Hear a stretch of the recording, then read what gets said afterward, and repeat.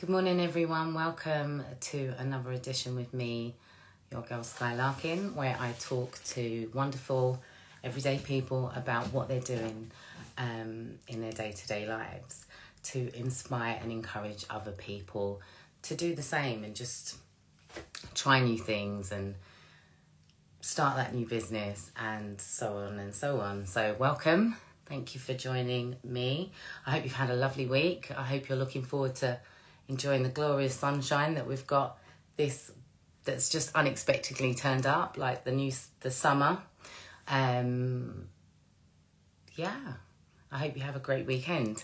So without further ado, I'm going to invite somebody on to the live today who's going to talk about their business and how they do it and how they run it and what their experiences have been. So I hope you enjoy listening, and without further ado, I'm going to invite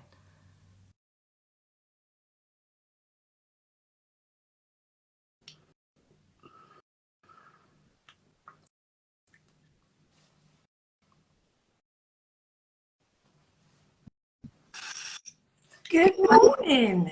Good morning. Can you see me okay? I can. Can you see me? I can. Good morning. So, good morning. This is I've on the live this morning. We have Terrie Williams who's joining us, and I'm going to let Terrie introduce herself, who she is and what she does, and a bit of her background, and then we'll take the conversation further. Good morning, everyone. My name is Terrie Williams, and I live in Spain. I have done on and off for 15 years. I came back here permanently 3 years ago, just as COVID kicked in, actually. So when I came back here, I needed to earn a living. Now, when I first left school, I trained as a hairdresser, so that was my immediate go-to, because I knew I could just step back into that and that would be fine.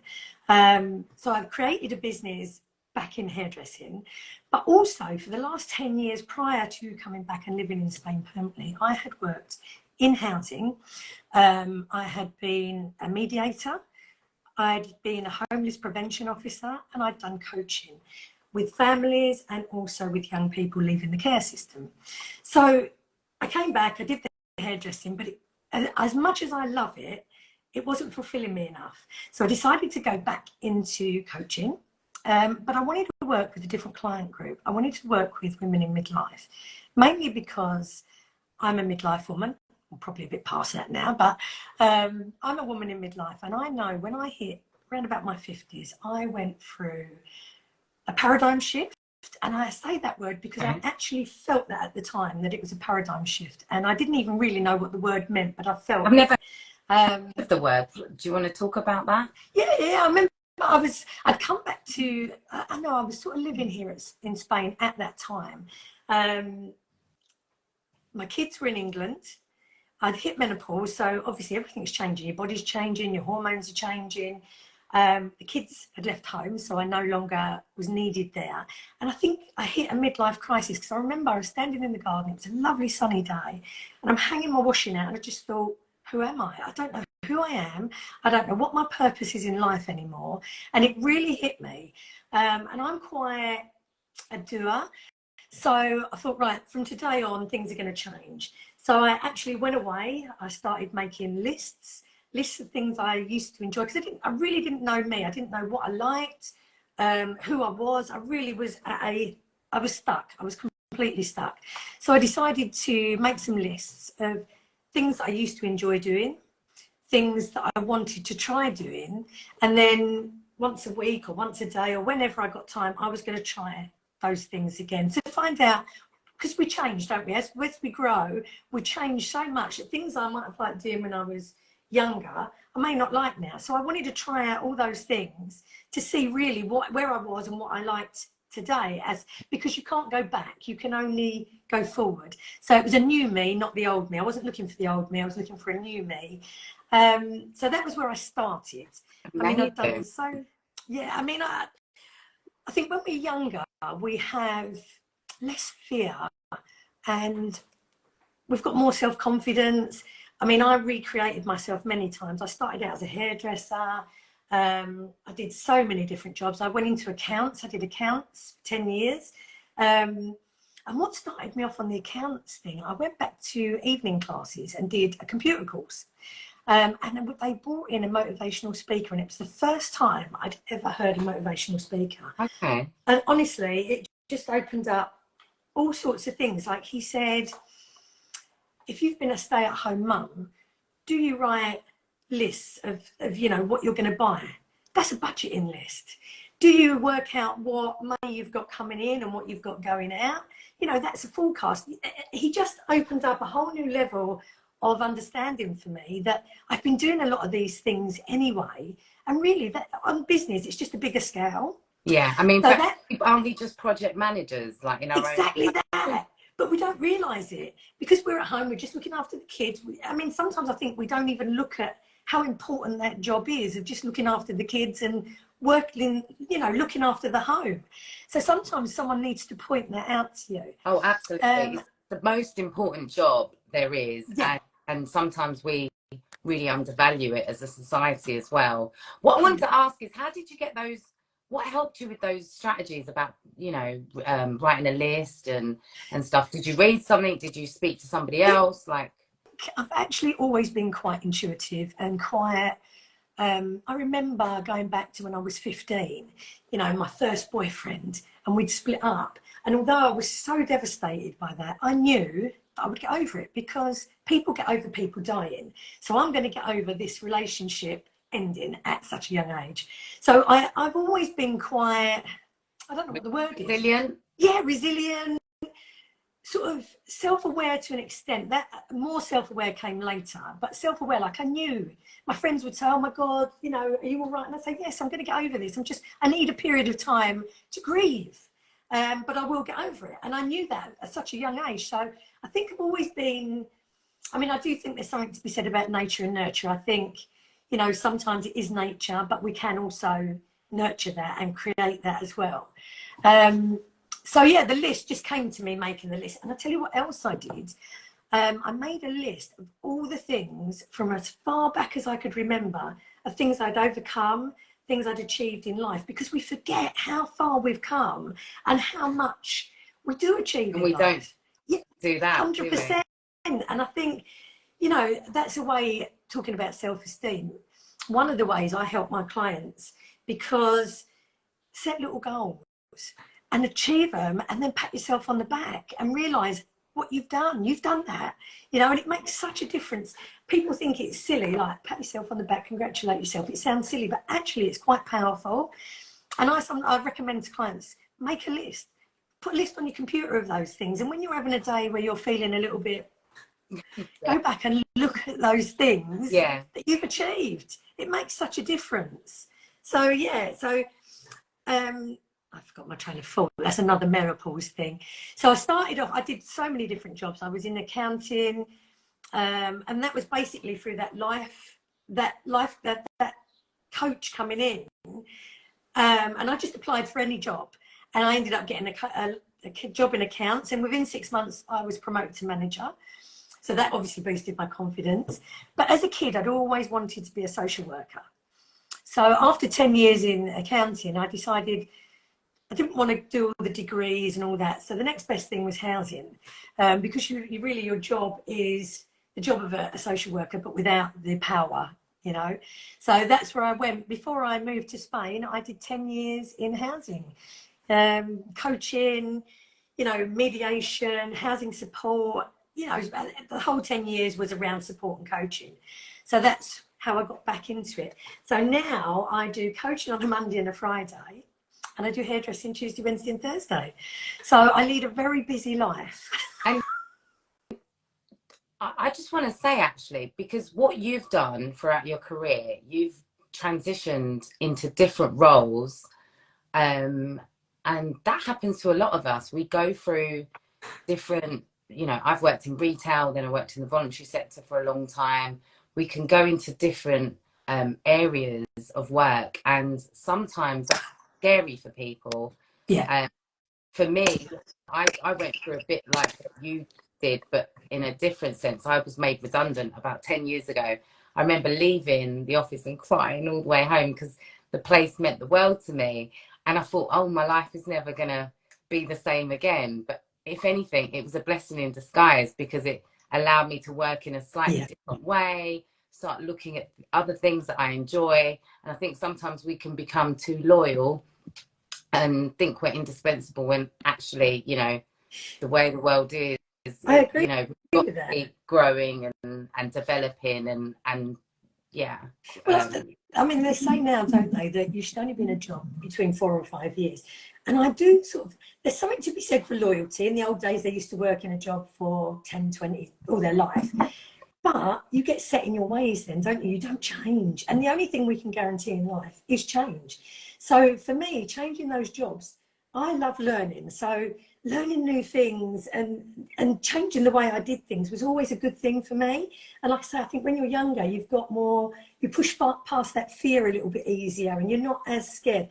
I think when we get to midlife, not for every woman, but for a lot of women, we get to a place where we do start feeling unsure and we do like have a hit on our confidence. And again, I think that's because everything is changing around us. Yeah, I think we do. I think we suppress so much as women. We push it all down. We're too busy looking after the husband, the kids, the job, you know, and we get forgotten in the process and we push everything down. And I think when we get to our midlife, it starts bubbling up under the surface and coming to the top. And you either push it back down or you deal with it. You decide, you know, this is the time to deal with it. And for me, it was the time to deal with it. So, yeah, so that's where I got to. Thank you. So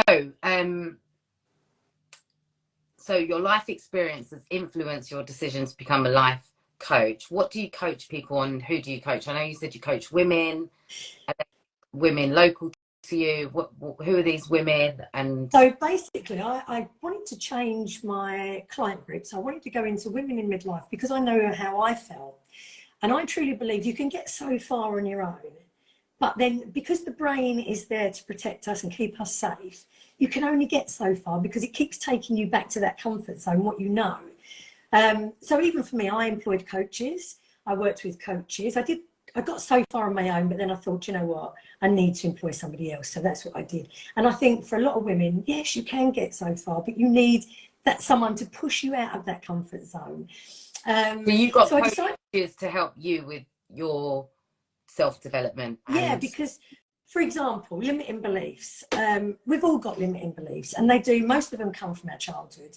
And looking back into your childhood can be really, really difficult.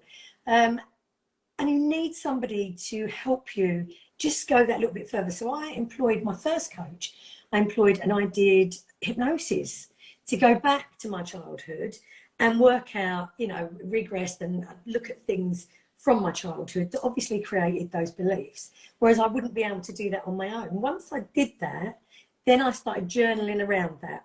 So, you know, I went back to my earliest memory and I started journaling around things that I could remember and things that I realised created those limiting beliefs, because I think we've all got them, and I think most of them are created from a childhood, and then the life experiences we go through either confirm them or whatever as we get older. So I wanted to work with women that, you know, were struggling a little bit midlife to help them come to where I've got to. So the women I'm working with at the moment, I work with women all around the world, but at the moment I'm working with women that actually live in Spain that have hit that same point that I hit. So yeah, they're doing really, really well. And for me, I've got to a little bit of a crossroads. It's now decide whether to really push the coaching and go back into coaching full time, or to carry on doing the both. But I feel like I'm sort of, I need to either really do one or the other and really push that rather than sitting in the middle somewhere.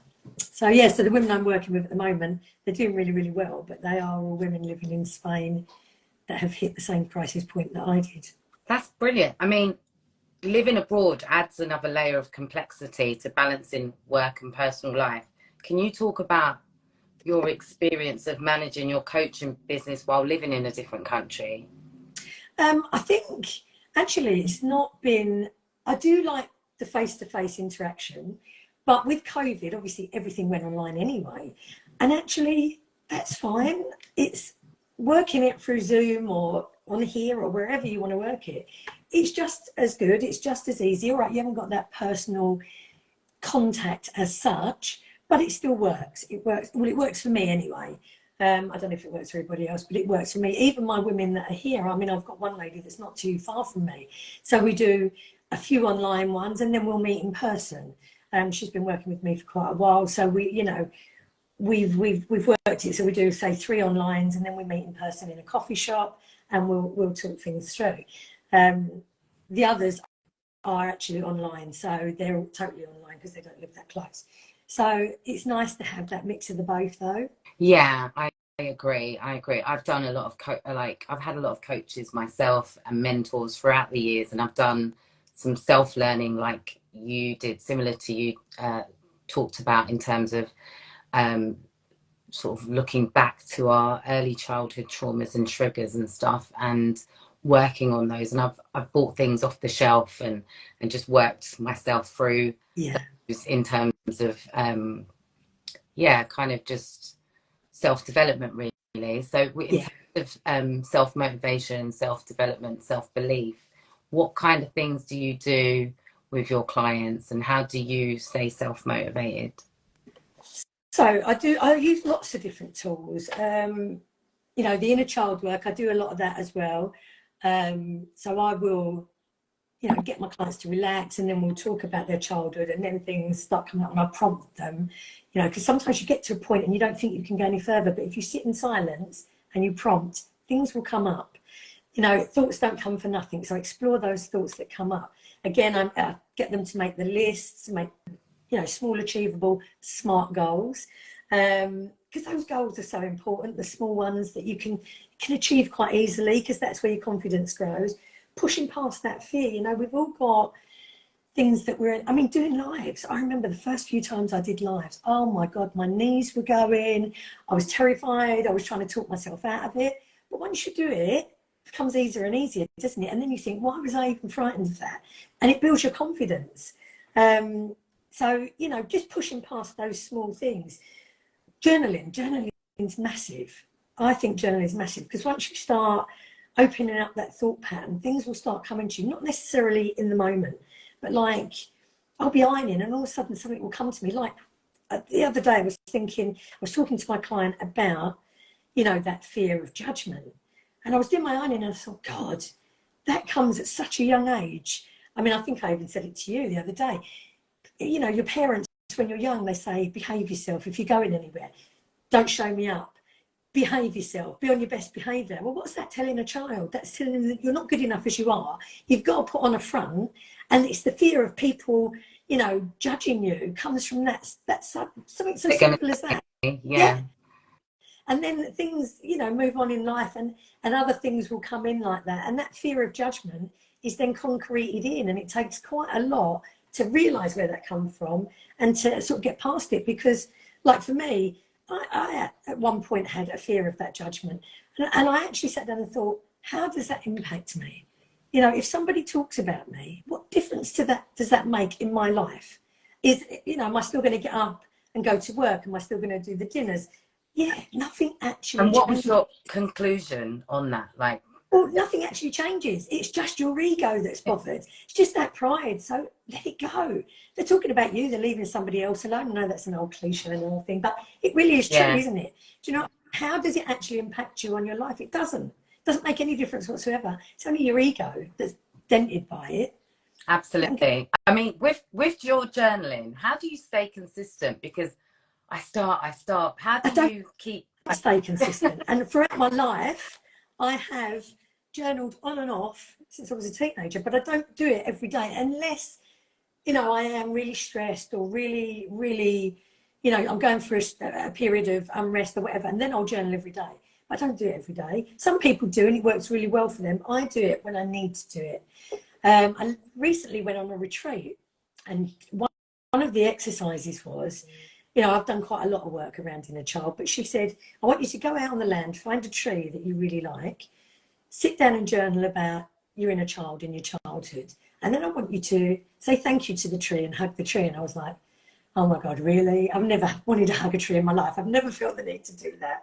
So I went out and did it. I found a tree. I actually sat on the tree. I did my journaling and I thought, do you know what? I'm going to do it. I've said I'll do it. I'll do it. So I said thank you to the tree and I hugged it. And oh my God, the emotion came from my feet all the way up, and I just started really crying. Wow. So it was so powerful, and I really didn't expect that. I was like, oh my God, you know, where did that come? I went to told my husband, and he was like, really? Have you lost the plot? But it really was powerful.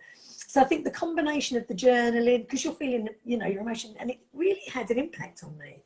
So I think journaling is good if you want to do it every day. Some people find it really strange at first and like they struggle with it. Get some prompts. Go on the internet. There's so many prompts out there. Start with a prompt. Just start with, how do I feel today? Because I tell you, for me, I think I walked around numb for many years, and describing how I felt was always, yeah, I feel fine. I'm okay. Yeah, and that's what we're conditioned to say, right? Yeah, and you really can't. So another thing I did was I printed off a list of emotions. Oh, wow. And I had them in front of me. And when I started journaling, I thought, right, how do I feel today? I feel fine. I feel okay. No, let's look at that list and let's find the words that actually describe how I feel today. Because I didn't know the words for how I felt. So that was also quite a powerful exercise. Just knowing the words for those emotions that you're feeling. A lot of people don't know them. So that was another thing I did, and I do with my clients. So, yeah. That's amazing. So I actually have an app. I can't remember what it's called right now, and it does give me journaling prompts, and I might just do it. They look like sticky notes, yeah. And I'll just go on there and I'll just write something, and then it will just, you know, it will just be on the app so I can look back on it. So prompts is really good. I think it's really good because I think a lot of people, when they first start journaling, they feel uncomfortable. They don't know what to write, and they give up before they've even started. So prompts are brilliant to get you started, and then gradually things will just come to you and you'll end up just writing. Good time to do it first thing in the morning, when you've not preconditioned, you've not got loads of thoughts coming into your head. Get up and just write whatever comes into your head.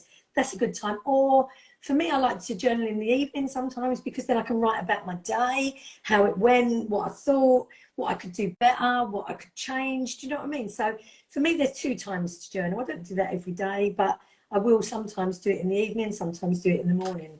But it is. And could you tell me a bit about your move to Spain? Sort of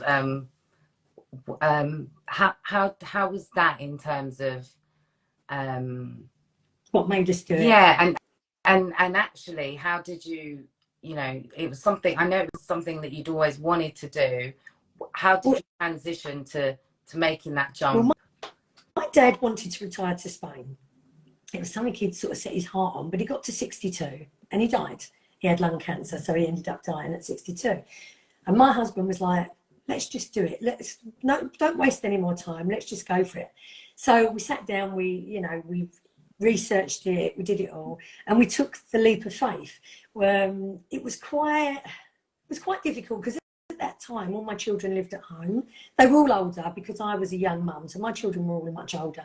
We gave them the option to come with us, but none of them wanted to. So it was exciting, but it was the end of an era, so it was scary. There was lots to it. That was difficult in its own. Them days you didn't need all the paperwork because we were part of Brexit then. So it was quite easy to just do that. We bought a house, we moved here. That's, again, when I started hairdressing, because I had to have a business. I wasn't old enough to retire. We didn't have loads and loads of savings. Most of it went on our house. So again, starting a business in hairdressing from scratch, I've done that twice here now, because at one point I went back and helped with the grandchildren.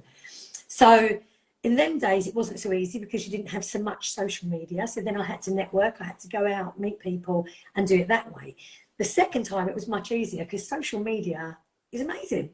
So the second time I actually joined loads of local groups, and I went on and I did a blog or a post out every single week on a Wednesday, every single week, giving hair tips, talking about hair, you know, putting a bit of personality in there. And that, I would say, every week I got a new client from that, every week without fail.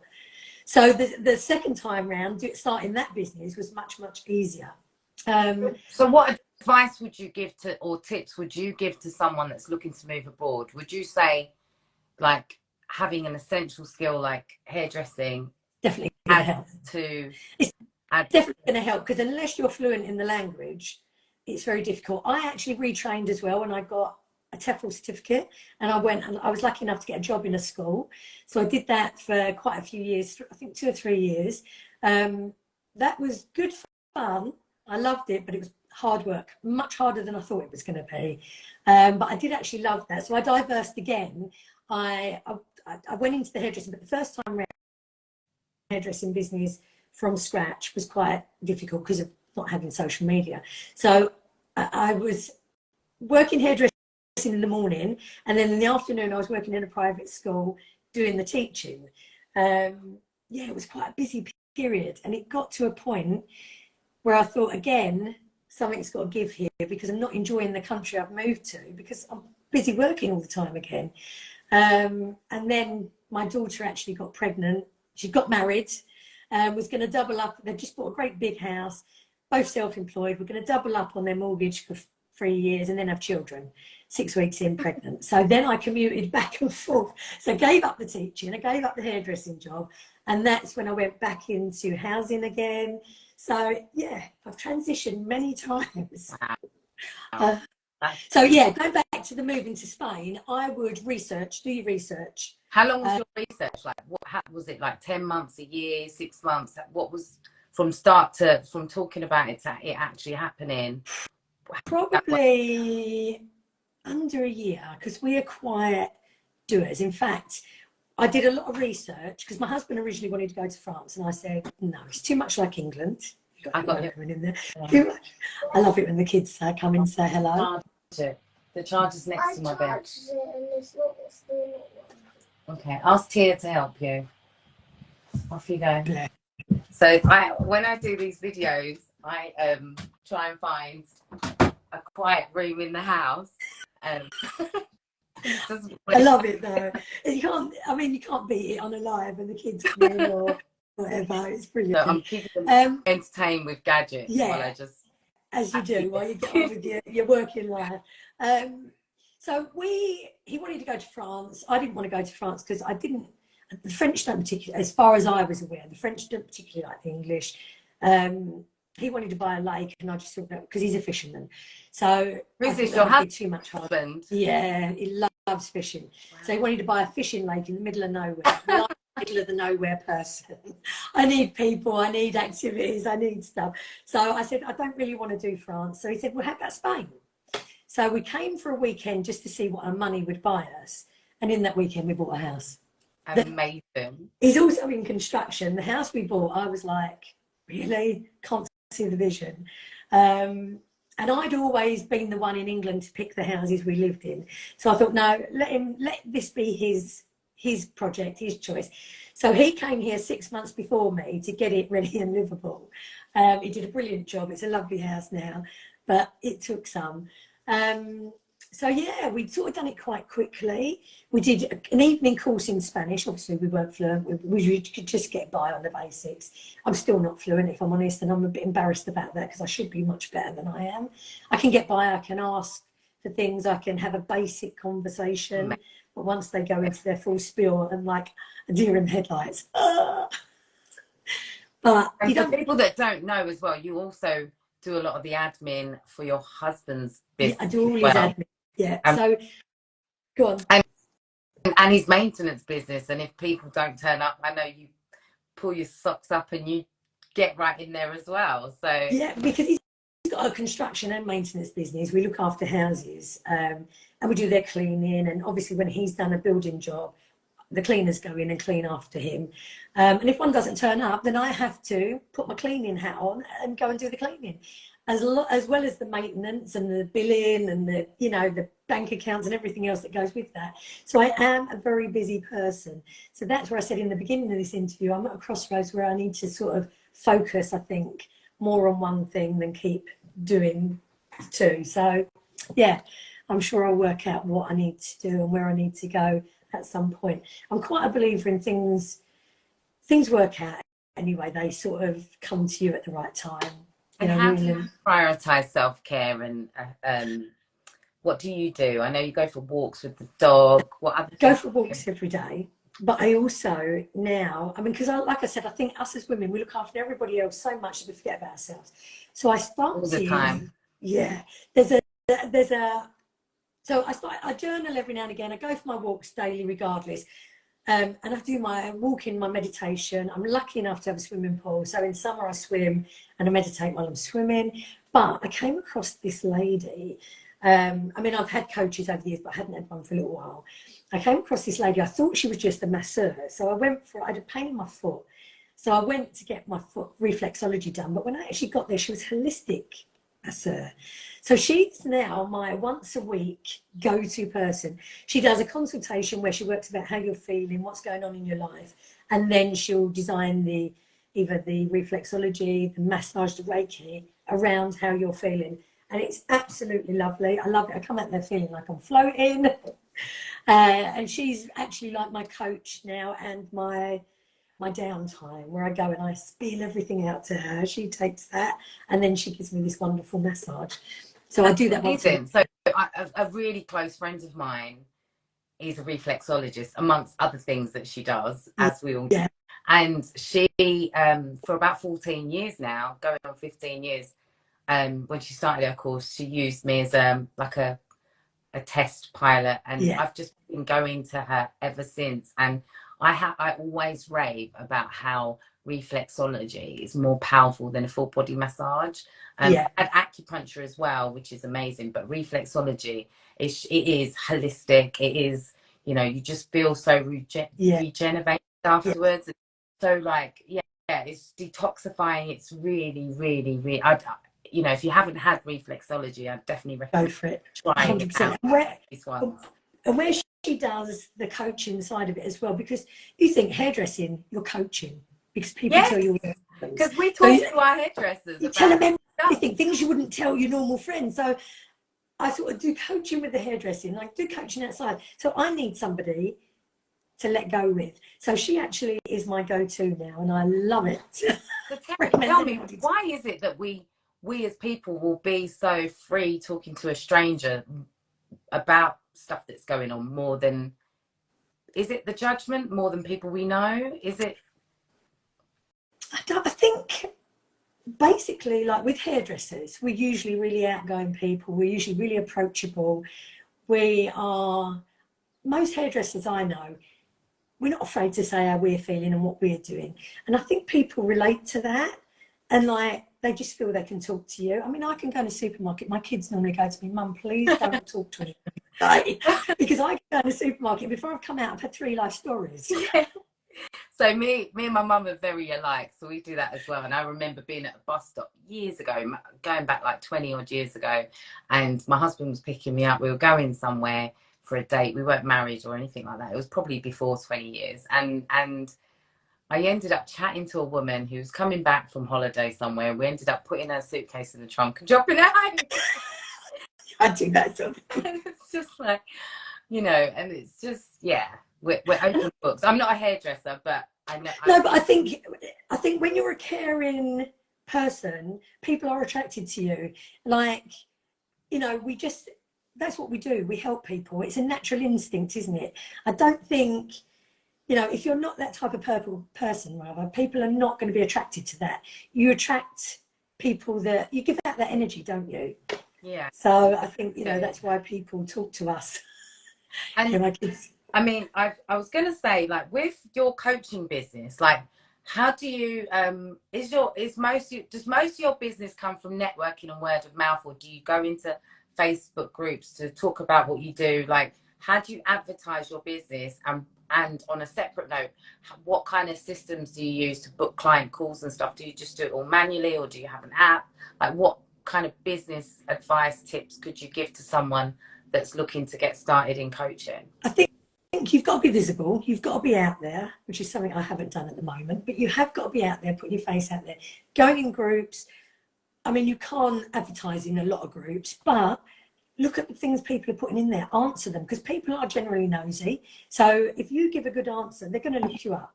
They're going to start following you. They're going to do things like that. I mean, I have also been into local groups in England and join my group you know, talk about stuff, and people again are going to be attracted to you. You need to just be talking about what you're doing and be visible, be out there. As for a booking system, I did actually do Calendly, but I find most of my clients have come through direct messaging. Like they've sent me a message like, can you help me? Or, you know, how can I work with you? Stuff like that. I've got a website. I don't know if the website works. I don't know. I mean, I haven't actually had people message me through the website. But I think the more you're visible, the more people are going to look at you, look at your website, look at what you're doing on social media, and they're either going to be attracted to you or they're not. But I do think visibility is massive. If you're not telling people what you do, how are people going to know? Absolutely. So with my childminding business, I'm on a couple of these childcare websites, and people will quite often look at the reviews and then find me based on that and get in touch. But my website is really not something that people look at. And yeah, I don't know if they're outdated. Yeah, they might become void. If people like you, it's somewhere to look to find out a bit more about you, I think. And I think really just going on, I mean, at one point I was going on every single day while I was walking with the dog. I was giving my thoughts of the day. I was on there all the time, but life got really busy, and really I've let the social media side drop a bit. I mean, I did a retreat. My mum came for a couple of weeks and I had 11 people staying in my house, and life just got really busy. So I did let the social media drop. The good thing about social media is you can go back on and reinvent yourself at any point. I think in the old days, when I first did, I mean, I've done lots of courses. And in the old days, when I first did my first social media course, marketing course, your business drops and, you know, you're going to be forgotten. Well, yeah, it probably does. But who says you can't come back and reinvent yourself again and start again? So I think consistency is key, though. If you really want to build your business, you have got to be consistent, and you've got to be showing people your personality, because people are going to be attracted to your personality. If you don't like Absolutely. I mean, we picked up some takeaway last night at our local Indian because we're having some work done, so house is in a bit of disarray. And the guy that runs the restaurant, he also works for one of the large sort of supermarket chains, and he was saying that he does deliveries for this big company, and he said the guy that started with a fleet of only 6 vans, and now he's got like a massive warehouse. And you know, I think whatever business you're in, you've just got to be consistent and just stay in that lane. Don't try and do like a million different things, and just see where it goes in 5 years' time. Things don't happen overnight. Not I think that's what a lot of social media gives that false impression to people that, you know, there are quick wins and stuff, and there aren't. You know, there's a lot of stuff that goes behind the scenes. You do a lot of admin behind the scenes of your coaching business. I know you do write-ups and send stuff back to your clients, as I do my parents for the children I childmind. So, you know, a lot, and some of that stuff goes on into the night. And, you know, when you're running your own business, you are on 24/7 practically. Because I mean, I think yours is probably legal as well, is it? Because you're working with children. But for me, and some of my clients don't want to be recorded, so they don't want it recorded. So if I don't do a write-up, they're going to forget. You get off the phone, don't you? You get off your call and you think, what did she say? So I like to do a backup. I mean, I do that all the time. I get off and I think, what did she say? So I like to do a backup of the points we've discussed, things that like, not homework, but things that they need to sort of do, goals even, or whatever. Absolutely. And even for the young children that I look after, the parents, like, you know, the highlight of their day is to look at the notes with the write-up of what I wrote about what their child did today, because they're working, or, you know, they want to have those memories. And you know, I had a coach many years ago, and I was going through a different period of my life, and it's really good to have that documented if I ever want to go back to it and just, you know, revisit it and see how far I've come. So I think it's, you know, people do underestimate how much goes into running a business. And the only thing I can suggest from running my business is try and fit that in whilst you're in your sort of working hours, as opposed to being in bed trying to do and I think I've gone to do. I think if you don't do it straight away, you can forget things as well. So, you know, doing it straight away, it's fresh in your mind. You haven't gone off and done 10 other things and thought, what did we talk about again? So you need, it's good to do it when you're fresh with it. Yeah, and like you said about staying in your lane, I think that's where I've come to the crossroads, because I'm juggling so many things. I can't focus 100% on one business. I mean, I've got 2 businesses plus my husband's business, so that's why I think I need to. That's just. But I'm the same. Like I've got, like, I'm juggling.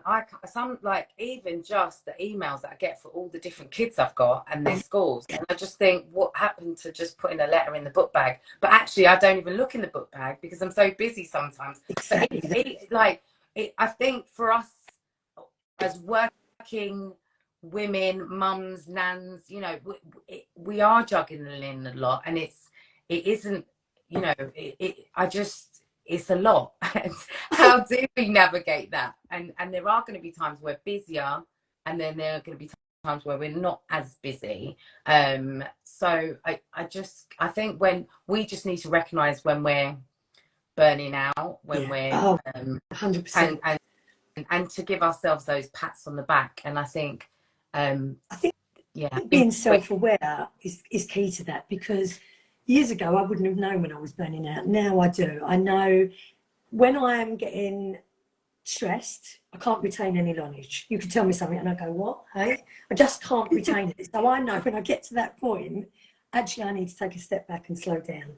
So being self-aware and knowing yourself enough to know, actually, that's a sign.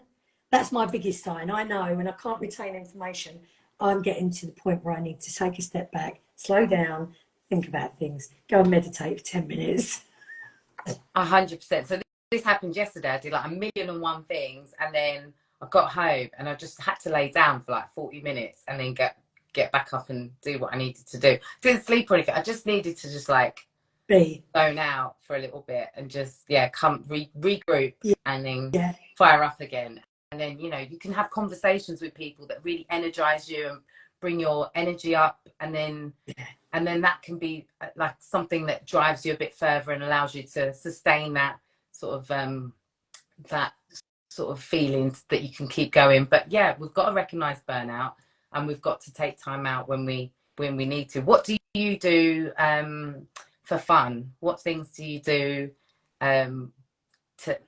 you know what? I love the walking the dog, because I find that fun as well as relaxing.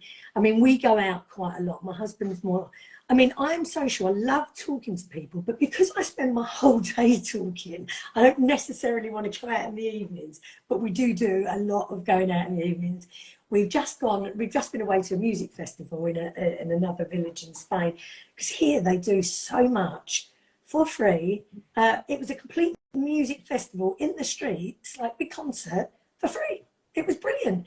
So we do that. But I like to go for lunch with people and just chat. Do you know what? And I've just decided, funnily enough, you say that, I'm not doing enough creative stuff. I'm not doing enough stuff for me. So the other day I went to a local beach, got a load of stones, flat stones. I'm going to do some stone art, because I really enjoyed art, and I haven't done enough of it lately. So I need to start focusing on doing some more creative stuff when I find time. But I'm going to make time, actually, because I do think we need to make time for that sort of thing. So that's going to be about time blocking, didn't you? So do you know what? I use the time block all the time, and it's brilliant. It keeps you focused. I literally do a list, leave gaps because things come up during your day, and I set a timer. And once that timer's done, move on to the next thing. And it works amazingly. You'd be surprised how much time you save doing that. I've gone a little bit off track, and I'm not doing that at the moment, like, as we all do.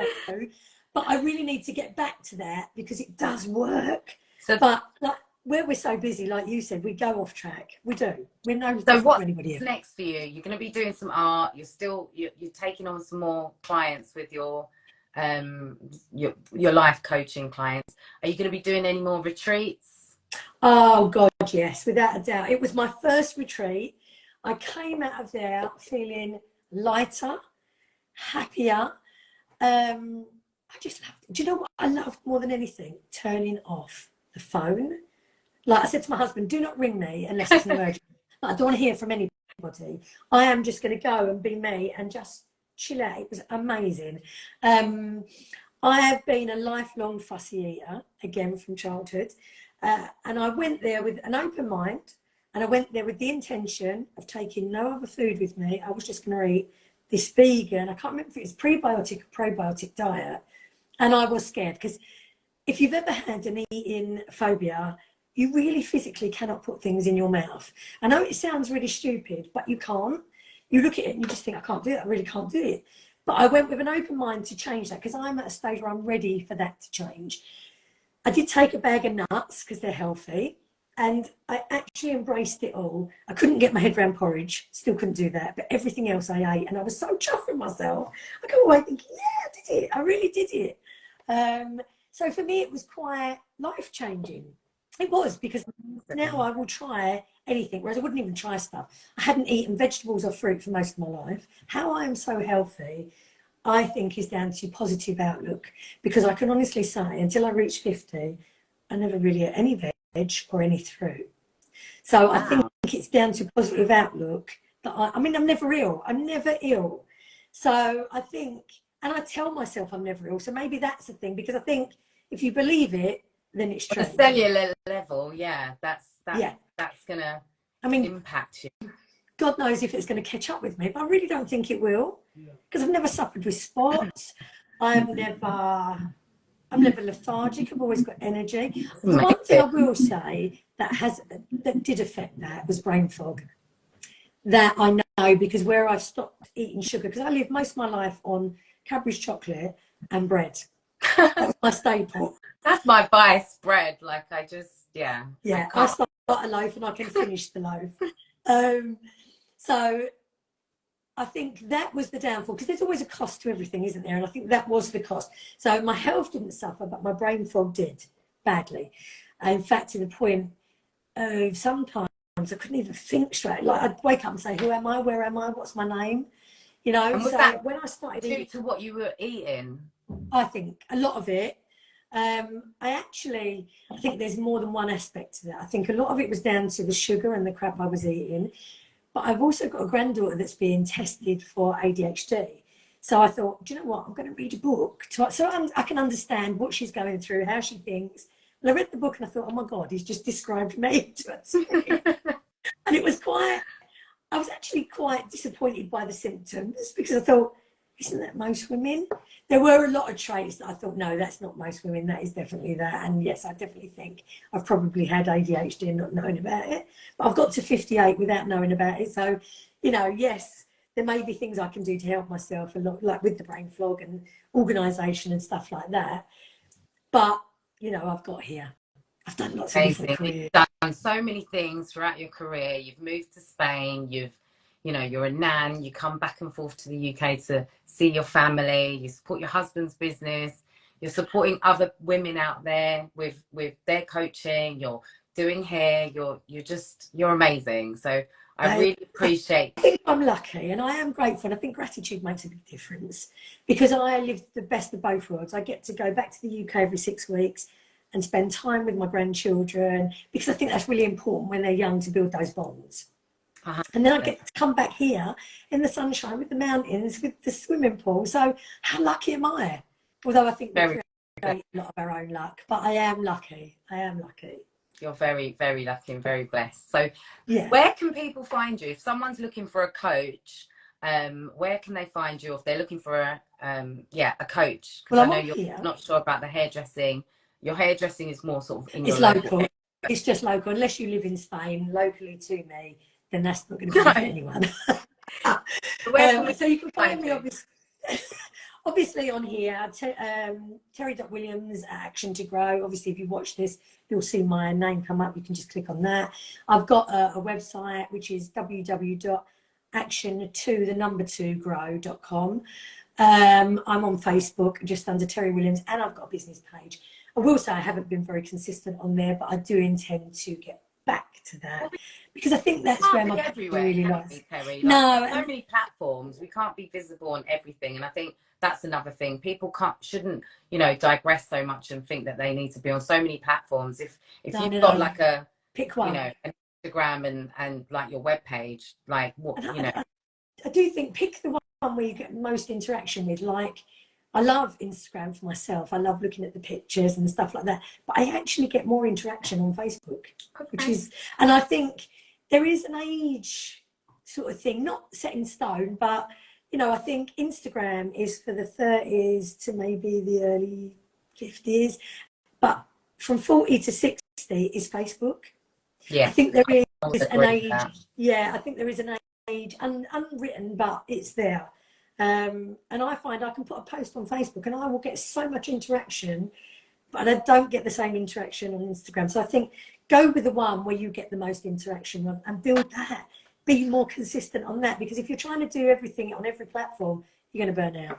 You're going to burn out. Absolutely. So, thank you so much for your time today, Terrie. thank And you. for everyone else, Thank you for inviting me on. you're welcome. Thank you. And if anyone needs, would like to get in touch with Terrie, I'm going to put her contact details in the notes here, and I'm going to tag her to this post. So do get in touch, and yeah, have a great Saturday. Thank you. Have a great day. Thank you for inviting me on and giving me the space. Bye, Terrie.